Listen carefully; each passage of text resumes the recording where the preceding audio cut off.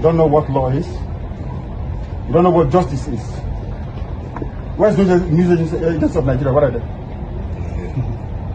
That's it. You don't know that God is a God of justice. You don't know that. That God in heaven is a God of justice. You don't know that.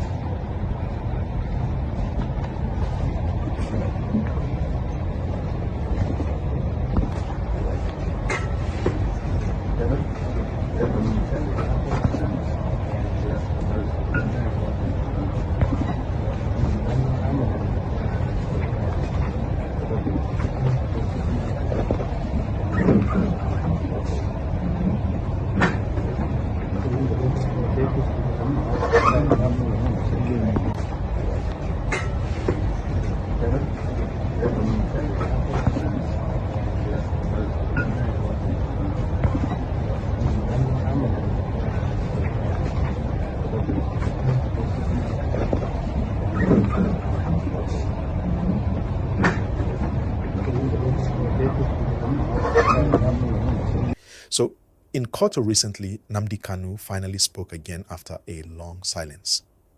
You know, this man has been in detention for a while now, facing serious charges, and Nigerians have been waiting to hear something new from him. When he finally got the chance to talk, he said something that touched everyone in the courtroom and even people outside. He said, "God will give me justice." The moment he said that, people began to feel something inside, because those words carry power. It's not just about him, it's about everyone who feels like justice is slow or not fair in this country. Let's talk about what really happened. The court session was already tense. Journalists, lawyers, and supporters were all waiting. But when Kanu stood up, he told the judge that his former lawyers had left the case and that they had not handed over his case file to him. Imagine that. Someone standing trial for very serious charges but doesn't even have access to his own case file. He told the court that those who could have helped him get the file were not allowed to see him. That's what he said in front of everyone. Please, if you are watching, just like this video now and subscribe, because we are going deeper into this matter. The judge then decided to adjourn the case, giving Kanu a chance to get his documents over the weekend. The court also said he could meet people that would help him prepare his defense, including witnesses from... Share this video. You don't know what law is. You don't know what justice is. Where's the news agents of Nigeria? What are they? That's it. You don't know that God is a God of justice. You don't know that. That God in heaven is a God of justice. You don't know that.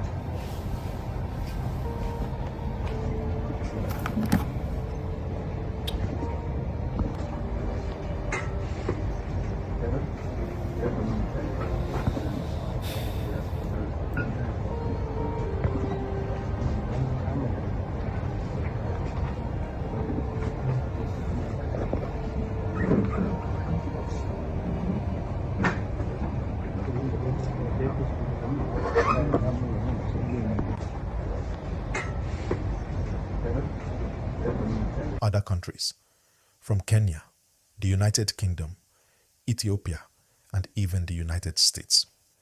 But here's the big thing. The judge said the time for the defense would not be extended. So even though Kanu will get time to meet people, he must finish everything within 6 days. That statement has raised a lot of talk.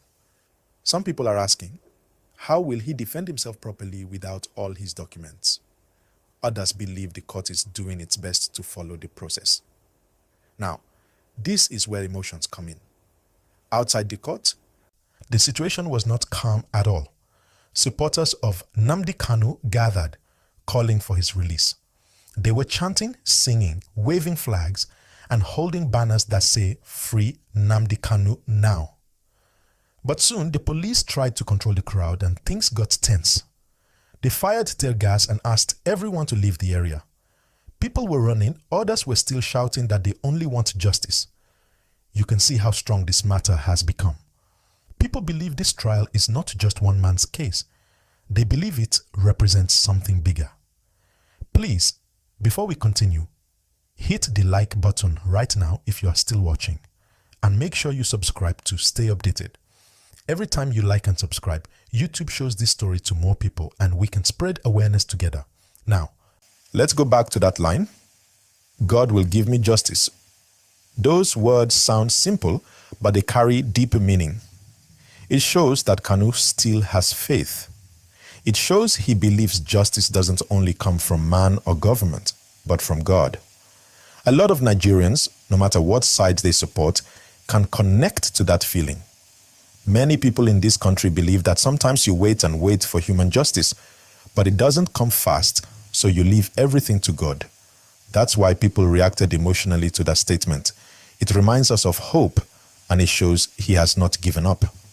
This case has been going on for years now. For those who don't know, Nnamdi Kanu is the leader of the indigenous people of Biafra, known as IPOB. The group has been pushing for independence of the southeastern region of Nigeria. Because of that, the government banned the group and accused them of inciting violence and threatening national unity. Kanu was first arrested in 2015, later released on bail, and then he fled the country. In 2021, he was captured again and brought back to Nigeria, and since then, his trial has been going up and down. If you're still watching, please don't forget to like and subscribe, because I'm giving you the full gist from every angle. So, people's emotions, whether you support him or not, everyone can feel that this case touches something deep inside our nation. Let's talk about the protests a bit. The day he appeared in court, hundreds of his supporters gathered outside. They were peaceful at first, just calling for his release, saying he has suffered enough and that the government should obey court orders that had previously asked for his release. But soon, the police said the crowd was becoming too large and they wanted to maintain order. That's when they fired tear gas to disperse people. It's sad because people only wanted their voices to be heard, but it also shows how sensitive this issue is. Even after that, videos went viral online. People were posting clips on X, formerly Twitter, Facebook, and TikTok. Some were shouting, "Free Kanu now," others were saying the court should be fair. The story started trending again across Nigeria and even outside the country. Everyone is watching to see what happens next. Now, another part of this gist that people are not paying attention to is the legal side. The judge gave Kanu 6 days to prepare his defense. No more, no less. That means by next week, we might see him start calling his witnesses. This is the point where many things could change. If he gets access to all his files and witnesses, then maybe the defense will finally begin properly. But if not, we may see another round of drama in court. Please, if you're still with me right now, kindly click the like button and subscribe to this channel. It really helps a lot so we can continue bringing you real news and updates like this. Many Nigerians are asking one question: will Kanu get justice? That's what everyone wants to know. And when he said, "God will give me justice," that line has become like a message to all Nigerians who feel that the system has failed them. It's like he's saying, even when human beings fail, God will not fail. And for some of his followers, that's the hope that keeps them going. But on the other side, there are Nigerians who believe that the government must, if he's innocent, let him be released. That's why this story is so emotional, because it's not black and white. There are many shades of truth, pain, and politics in it. And while all this is happening, the security situation in the Southeast still remains fragile. Many businesses close down every time there's a court session because people fear tension. That's why everyone is praying that this case ends peacefully. The truth is, no one wants violence. Everyone just wants peace, fairness, and progress in Nigeria. So as we follow the story, remember that it's not just about one man, it's about the larger system. If justice can work for him, maybe it can work for anyone. That's why we must keep watching and talking about it. Before we round up this part, please take 1 second. Like this video and subscribe. It really means a lot. Now let's think about what's next. The next court date is coming soon, and all eyes will be on Abuja. Will Kanu be able to start his defense? Will the court allow him enough access to his documents and witnesses? Will the supporters outside stay calm this time? These are the questions people are asking, but one thing is sure, this story is not ending anytime soon. And as this case continues, Nigerians are also discussing something deeper. How can justice be faster and fairer for everyone? Many ordinary citizens wait for years for their cases to be heard, and this one reminds everyone that reform is needed. So this trial is not just a headline story, it's a mirror showing us what we still need to fix in our country. So as we watch everything unfold, let's keep hoping for peace. Let's keep praying that truth will prevail. And above all, let's never lose faith in justice, because justice delayed should never mean justice denied. All right, viewers, that's the full gist for now. Please. Want to tell us, pay attention. This is very, very important before we jump into other updates. After this update that I want to give concerning our Prime Minister, I will give update about our Biafra Liberation Army briefly, and then we jump into the main topic of the day, which is the total exposition of saboteurs in Biafra struggle.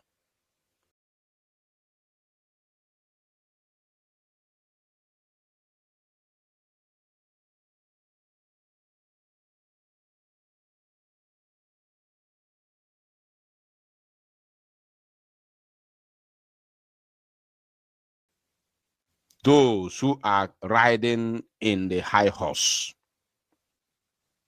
They are riding on the high horse, believing that they are invisible, they are untouchable. We are going to bring them back to earth this evening. So now I have a video to play for you before we give you the update of our Prime Minister. Let me play you a certain video, just a moment, before we, of course, before we begin to play the video, before we go Nnamdi Kanu, leader into our Prime Minister's update. Let's watch this video.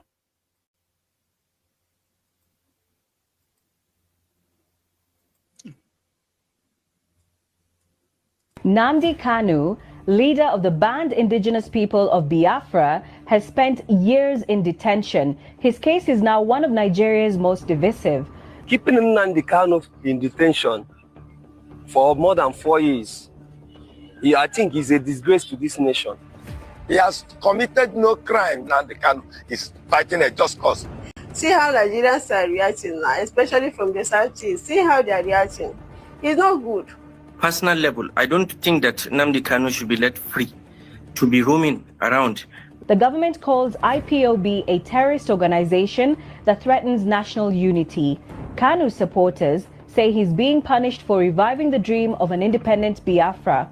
The IPOB campaign of an independent state of Biafra follows the short-lived Republic of Biafra, which fought and lost a civil war from 1967 to 1970 to break away from Nigeria. An estimated 1 million people died in the war, many from the southeast. Is Nnamdi Kanu Nigeria's most dangerous separatist, or is he the country's most silenced voice? Welcome to the flip side. Nnamdi Kanu was arrested in Kenya in 2021 following an arrest warrant for his return to Nigeria to face trial. The Nigerian government maintains he was lawfully taken into custody and extradited, but his lawyers and supporters disputed that version, calling it an abduction and I'm not going to blame the lady who is speaking from DW. DW is an international media platform. I'm not going to blame you, but let me educate you. Let me educate you a little bit. You said that the zoo government see Nnamdi Kanu as the most dangerous man in Nigeria. Good and fine. I'm not here to debunk it.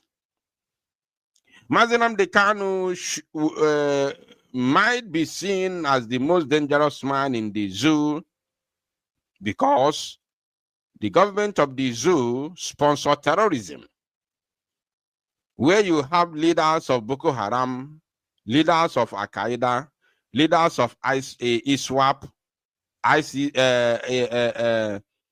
ISIS in West Africa, leaders of Al Qaeda, leaders of Lakurawa, leaders of Mahamuda, the new ones. There are many of them. So these people are not dangerous people in the zoo because they are being sponsored by the government of the zoo. So the man who they deem as a dangerous man is the one who said, I want my people to be free from the zoo. So if they see him as the most dangerous man in the zoo, I am not surprised, because those who are supposed to be the most dangerous people in the zoo are being sponsored by the government of the zoo. So I want the presenter or the editors in DW platform to understand the reason why they do not see Boko Haram as dangerous is because they are the ones sponsoring Boko Haram, because these are the real terrorists. These are the real terrorists. The people who kill people, maim people, destroy homes, destroy lives and livelihood, destroy everything, including setting ablaze some critical national assets. They do not deem them as dangerous because they sponsor them.